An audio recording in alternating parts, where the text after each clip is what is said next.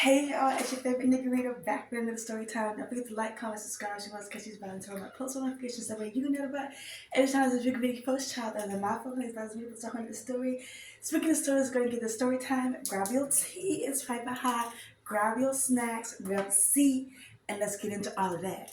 Okay, so this one is a continuation of the video, and honestly, in regards to like my parents and my sisters and I, like when it comes to like relationships, whatever, right? So now at this point, my parents are, they're split, they're separated, they're going through divorce, etc. And I was staying with my mama. I already know why I was with her. I don't have to go into that story. But her and I at this point were really, really cool. So like us living together was cool. It's like, like it reminded me of like college and ETC. So like we go out to eat together, we take photos of each other, ETC, like it was really cool or whatever. And obviously like we do a lot of like talking and like bonding or whatever. So my sister and her boyfriend got together during COVID. I won't, get into their story on how they met ETC. That's none of y'all's business. Y'all can hear that from them. But they met during the C word or whatever, during lockdown, right? And so they had been together. They've been together for a few years, and you know, everything was like cool. My sister and my two younger sisters moved in together, and then one of them left and went to work on the East Coast. So when she did that, the apartment they had was a two-bedroom apartment. It was just my younger sister there by herself. So her dude unofficially like lived with her. Like, you know what I mean? He lived with her. Like he was always there, etc. And then from there they ended up getting a place together. But when they got their first like official place together, my mom would go over there because my mom and I would go over to my sister's house even when she was like when he was like unofficially living with her a lot because like she'd have some days where she worked at home. So we'd go over there, and like hang out and like have girl time during those days while he was at work. So when they officially lived together, my mom would still go over there and like hang out, but sometimes he would be there. So like, she's coming to me and like venting. I was like, she literally goes verbatim, I don't like going over there because he's there. And I'm like, you can't say that about her boyfriend who they literally have a place together. So I was talking to my other sister, like, yeah, mom said some really like foul, like some shady stuff or whatever, right? And I was like, okay, well, why didn't you tell your younger sister?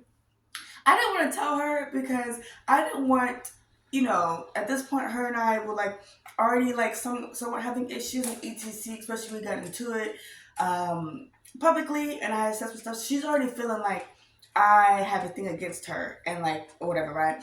So I had told my other sister in a way of like trying to figure out how I could tell my younger sister in a way where it wouldn't come off weird. And we never like officially like found a way, but I do believe that like my other sister went and told her like what? And because it was just like, that's so crazy. Like what? So, from that point on, my mom got invited to a lot of stuff that involved my sister and that man. Now, the part that's like even crazier is when it came down to like their engagement party. I told you like, he told my mom that he wanted me to be there, etc, blah, blah, blah, because if you don't know, me and my younger sister were very, very, very close. Like her and I were like best friends. We've had some issues, but like when we were good, we were good. Okay? Like that was my nigga for sure. Like, all through college, on her end, all through college on my end, anytime there was ever an issue, etc. She called me, I call her, like even like this is I guess I could just and put it all in this one video. There was a dude that she was dating, a Haitian man from Miami. Am I gonna say his name? What is his name? I don't even remember his name. What was his name? I forgot his name. Hold on. I literally forgot that man's name. I just know he was Haitian. He had dreads. He was older, so my sister was in her early 20s, and he was like mid 30s or whatever, right? So it was kind of like an age difference, and I didn't judge because I've been there where I had an age difference. But like I'll tell you, that, this nigga was low key an alcoholic. I'm gonna get back to the other story. Like this nigga was low key an alcoholic, etc. And she would go visit him a lot. Well, one time they got into it for his birthday. And he was acting up, okay? acting all the way up. And I don't know if they ever had a physical altercation or anything. I really don't know. I just know, what were you looking at? I just know this one time, dude, I'm literally wearing a top. Don't do that.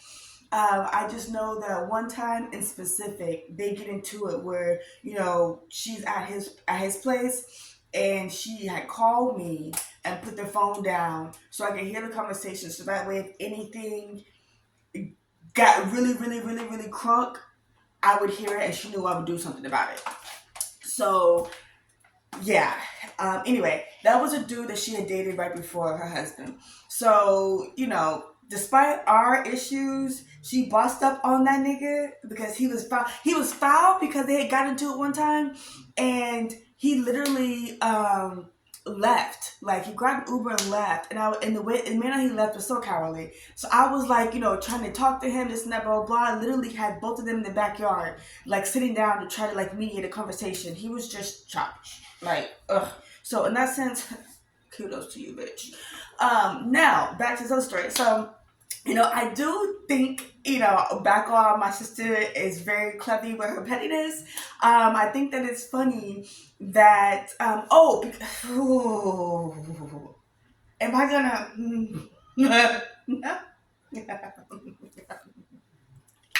I am, because his mama is petty. His mama is motherfucking petty. So his mama wanted to live with my sister and her man, and it's just like, girl, he moved out of your house and moved in with my sister, trying to grow up. Let that man be with another woman. He is your son, not your man. Now, the reason I am being cleverly petty like this is because that year during Thanksgiving, she got everybody a gift but me. She got everybody this really, like, my sister's this glass heart necklace. My parents this really, really big glass heart thing they put in the middle of their centerpiece on the table. And she didn't get me one because I had exposed some personal family drama and within my family trauma that I had been dealing with my entire life. A video I posted because I was scared for my life.